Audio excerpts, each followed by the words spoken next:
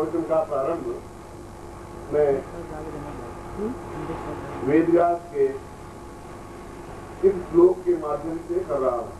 मेरी आवाज आ रही है आपके पीछे? हाथ उठाइए जहां तक आवाज आ रही है। ठीक है।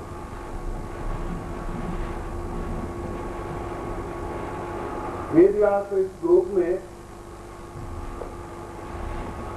कुछ ऐसा तथ्य उजागर किया है जो हमें समझने के लिए बाध्य करता है।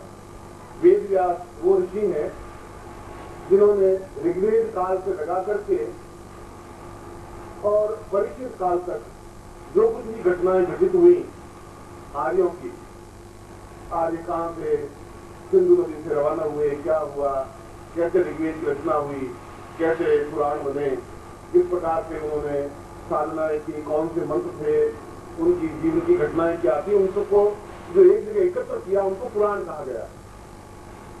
और वो तो बिखरी हुई जो घटनाएं थी, विश्वामित्र और वशिष्ठ और कणाद और अत्रि और पुलस्त्य, उन सबकी जीवन की घटनाओं को, उनकी साधना की घटनाओं को जिन ग्रंथों में लिख करके एकत्र किया गया वे पुराण कहलाए।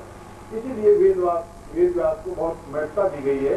इसीलिए उनकी बात को प्रामाणिकता दी गई है कि वे अपने आप में त्रिकालदर्शी थे। उन्होंने देखा ऋग्वेद काल से लगा करके वे जब तक जीवित रहे तब तक के क्षणों को।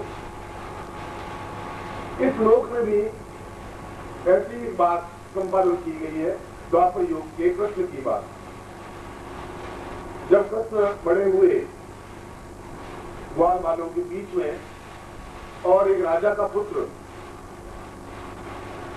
वासुदेव, अपने आप में मथुरा के उच्च कोटि के राजा, और उनके राज्य को कंस ने जबरदस्ती हड़प करके राजा बन बैठा। मूल तो राजा तो वही थे वासुदेव, और उनको जेल में डाल देने की वजह से अपने पुत्र को बचाने के लिए उन्होंने उसको गोकुल भेज दिया नंद के पास में। और जैसे ग्वाल वालों के बीच में एक व्यक्ति बड़ा होता है, लड़का बड़ा होता है, निश्चय किया कि कृष्ण को यहां से हटा करके किसी ऐसे गुरु के पास भेजना पड़ेगा जो गुरु इसको पूर्णता दे सके, संपन्नता दे सके, जो इसको वह चीज सिखा सके, बता सके जो एक राजा के लिए अनुकूल हो, उचित हो, पूरा राजा बन सके। और उसको उज्जैन भेजा गया सांदीपन आश्रम में। और सांदीपन वे ऋषि थे जो अपने आप में भगवती लक्ष्मी के अनन्य श्रेष्ठ साधक थे, अद्वितीय ऋषि। केवल संसार में भृगु के बाद में और ये चौथे ऋषि थे जिनको संजीवनी विद्या ज्ञात थी, मरे हुए व्यक्ति को जीवित कर देने की क्रिया।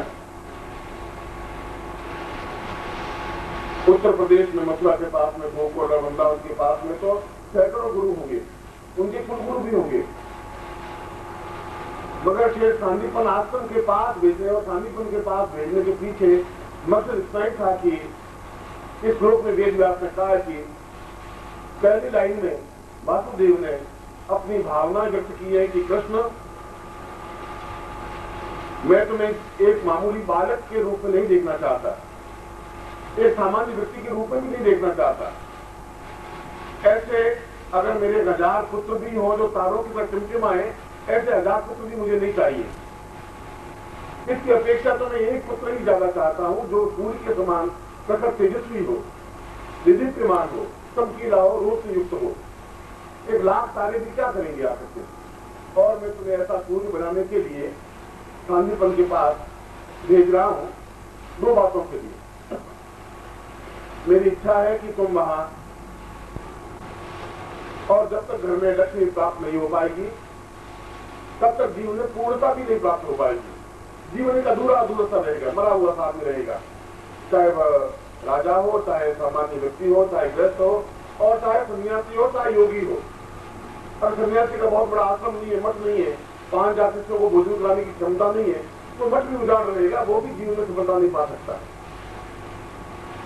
और दूसरी पंक्ति में वासुदेव ने कहा है कि कृष्ण, ये मत समझो कि लक्ष्मी आसानी से प्राप्त हो जाती है, पुरुष पुरातन की वधु क्यों न सिलसिला हो। लक्ष्मी एक जगह टिकती नहीं। आज मेरी जेब में 100 रुपए है, अभी ये केवी द्विवेदी आएगा, मैं 40 रुपए उसको दे दूंगा तो लक्ष्मी मेरे पास लेकर के केवी द्विवेदी के जेब में चली जाएगी। और वो पुष्पों का हार खरीदने के लिए जाएगा, 20 रुपये वहां से निकाल के 30 एक आदमी तो लक्ष्मी उसकी आदमी चली गई। लक्ष्मी एक जगह चिपकी नहीं, आपकी जगह आप तो 100 पे मुझे बैंड चढ़ाएंगे, आपके पास लक्ष्मी मेरी जेब में आ गई। लक्ष्मी बराबर चलती रहती है, और इसलिए चलती रहती है कि पुरुष पुरातन की वधु वो विष्णु की पत्नी है, विष्णु बुद्धा है, बहुत प्राचीन है। और प्राचीन या बुद्धे व्यक्ति के पास में जवान और नहीं रह सकती कृष्ण, इसलिए वो श्रृंखला रहेगी। इसको काबू में रखना आसान नहीं है, बहुत कठिनाई है। और यदि उसको काबू में रखना है तो कुछ मंत्रों के माध्यम से बांध सकते हो, साधना के माध्यम से बांध सकते हो। नारी को वश में करना आसान है ही नहीं। अजान रावण और लंका और कंस सैकड़ों पैदा हो गए, मर गए, द्रौपदी एक अकेली पैदा हुई, महाभारत युद्ध करवाते चली गई, लाखों लोगों को मरवा दिया, बैठे रहो गीत गाते रहो। एक ही औरत थी, महाभारत युद्ध द्रौपदी की वजह से हुआ। राम रावण डरते ही नहीं बेचारे, केवल सीता पैदा हुई और पूरा रामायण समाप्त कर, रावण के वंश को समाप्त कर दिया। एक नारी भी बहुत कुछ कर सकती है, वास्तव तुम सामान्य मत समझो बात को।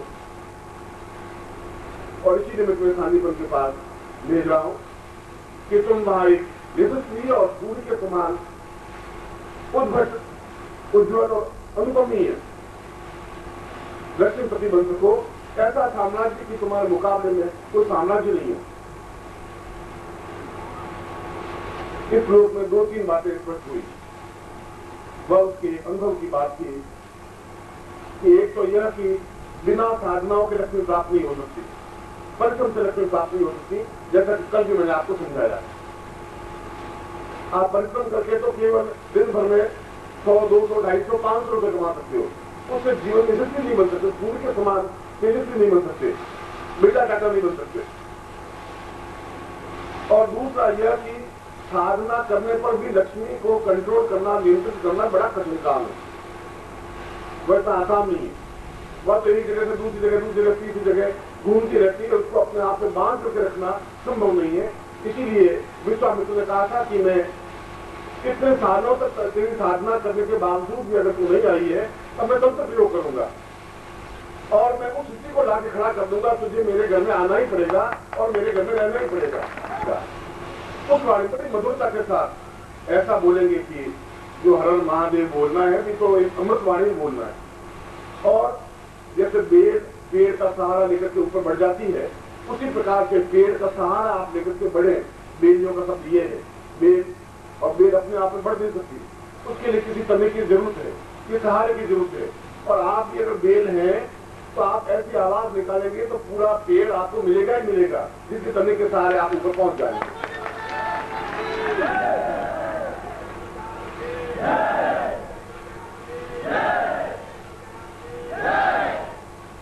और हर वाणी का तात्पर्य यह था कि हर का मतलब है नाश करना, समाप्त करना, हरण करना।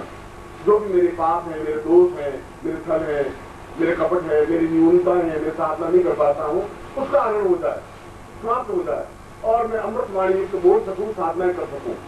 और इस प्रकार का शब्द जब तक आपके हृदय से पूर्ण उच्छ्वास के साथ, पूर्ण प्राण चेतना के साथ, क्योंकि अभी जब आप बोलते हैं तो केवल अपने होठों से बोलते हैं, बहुत जोर लगा देते हैं तो गले से बोलते हैं, प्राणों से नहीं बोल पाते। और प्राणों से बोलने वाला व्यक्ति यहाँ से जब बोलता है तो पूरे ब्रह्मांड में बात गूंजती है, केवल भिलाई में गूंजने से कुछ नहीं होगा। आप बोले और पूरा ब्रह्मांड नहीं सुने तो फिर जीवन का कोई अर्थ नहीं होता, जीवन का कोई महत्व नहीं होता, फिर देवता नहीं सुन पाएंगे। क्योंकि लक्ष्मी तो क्षीर सागर में विष्णु भगवान के पास बैठी पैर दबा रही है और पानी बह रहा है, वो विषय बम्बई बहुत दूर है, यहाँ कहाँ तक तुम्हारी आवाज पहुंचेगी? भिलाई के बाहर ही नहीं पहुंच पाएगी तो लक्ष्मी तक नहीं पहुंच पाएगी।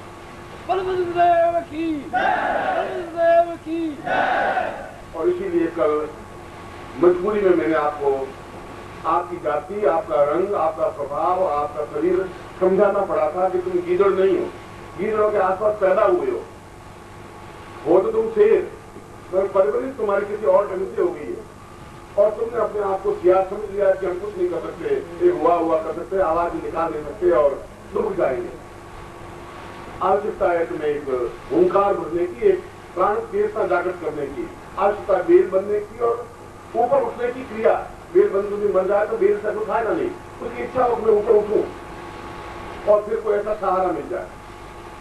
उसी प्रकार के जीवन में जो बात कृष्ण के पिता ने, वसुदेव ने कृष्ण को समझाई और जो वेदव्यास को श्लोक में स्पष्ट किया, वही बात मैं आपको वापिस 5000 वर्षों बाद समझा रहा हूं कि जीवन में कुछ भी सार्थकता नहीं बन सकती जब कि हम जीवन में आर्थिक दृष्टि से संपन्न नहीं हो जाए। और कल मैंने फिर लक्ष्मी बात समझाया था कि हमारा सौंदर्य, हमारे जीवन, हमारी प्राण चेतना, हमारे पुत्र पौत्र बंधु बांधव, घर बार यश सम्मान प्रतिष्ठा, ये सब कुछ लक्ष्मी के अंतर्गत है। अभी अनीस ने पानीपत में उसने काम किया और यहाँ पर जो माइक पे बोल रहा था उसका संकल्प नहीं था, संकल्प सब गलत था, वह याचना थी उसकी इच्छा थी। उसने पानीपत में भी कहा था कि मैं ईश्वर दीक्षा लेना चाहता हूँ, मैं कभी टाइम नहीं आया है, तुम नहीं ले पाओगे कि गुरु जी मैं लखपति हूँ, मैं कोई जानता हूँ। यहाँ पर पानीपत के प्रत्येक कंकर के नीचे के लक्ष्मी दबा हुआ है। अगर दिल्ली में चले जाए चांदनी चौक में तो एक कंकर उठाए तो 2 लखपति नीचे दबे हुए। लखपति होना बहुत बड़ी बात नहीं है। उसमें यदि भाव नहीं है दीक्षा लेने का, समर्पण होने की क्रिया नहीं होगी, तब तक दीक्षा लेने से कोई फायदा नहीं होगा। सामान्य दीक्षा दी जा सकती है, धनवंतरी दीक्षा दी जा सकती है, 108 दीक्षाएं तो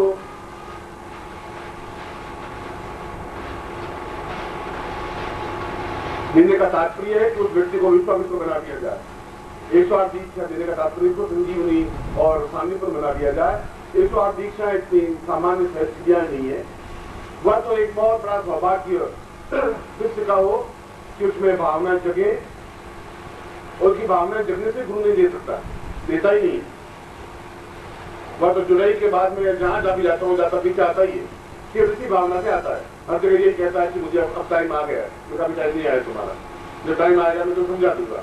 साथ में रुपए लेके आता है, ये रुपए लीजिए अब दीक्षा शुरू करिए, तो ऐसा रुपयों की जरूरत नहीं, ऐसी दीक्षा नहीं दी जाएगी। मगर उसकी याचना है, एक इच्छा है, और जब बलवती इच्छा होती है तो चीज प्राप्त होती ही है। इसलिए कि हम केवल एक तारा ही नहीं बने, छोटे से लखपति करोड़पति नहीं बने, अपने आप में अद्वितीय बने, एक ऐसे पिता की संतान बने कि हमारे नाम से पिता प्रसिद्ध हो, हमारे कुल प्रसिद्ध हो, आने वाली पीढ़ियां प्रसिद्ध हो कि वह कोई विचित्र था जिसने अपने आप में जीवन में इतना अद्वितीय कार्य किया, 100 मंदिर बनाए, हजारों लोगों को भोजन करवाया, अपने जीवन में धनपति बना, यशस्वी बना, कीर्ति यश सम्मान बना। और कीर्ति और यश जीवन के सबसे दुर्लभ क्षण होते हैं। धन तो आ सकता है, धन तो अभी कोई आगे तुम जाओ, रात को 11 बजे को लड़का जाए, थप्पड़ मार करके जेब से 500 रुपये निकाल दो, धन तो आ जाएगा। धन तत्परों के पास बहुत है, और तुमसे ज्यादा वैश्यों के पास धन है। प्रत्येक वैश्य के पास 50 लाख रुपए है, तुम्हारे पास नहीं है। तुम्हारे पास कीर्ति नहीं है, यश नहीं है, सम्मान नहीं है, प्रसिद्धि नहीं है। वह प्रसिद्धि प्राप्त करना जीवन का एक सौभाग्य होता है। और ऐसा सौभाग्य जब प्राणों की चेतना जागृत होती है, जब अंदर एक हिलोर होती है, जब निपटने को जी आतुर हो जाता है, जब अपने आप में एक भावना जगती है कि मुझे ये साधना करनी है, और उस साधना में पूरे भावना से भाग लेता है, तब जीवन में वह सब कुछ प्राप्त हो सकता है। इस नवरात्रि शिविर में मैं ऐसी स्थितियां देना चाहता हूं, एक एक स्टेप से, 1 बाय 1, कि इसके बाद आपको ऐसा करना चाहिए। क्योंकि अगर आपको 50 सीढ़ी के ऊपर के भवन में पहुंचना है तो एक दम से छलांग नहीं लगा सकते। आप लगाएंगे तो गिर जाएंगे, घुटने टूट जाएंगे। मुझे आपको बताना है कि अब आप एक सीढ़ी चले, फिर दूसरी सीढ़ी, फिर तीसरी सीढ़ी, मगर इस नवरात्रि में पूरे भवन तक पहुंचा दूं, अगर आप मेरे साथ होंगे तो।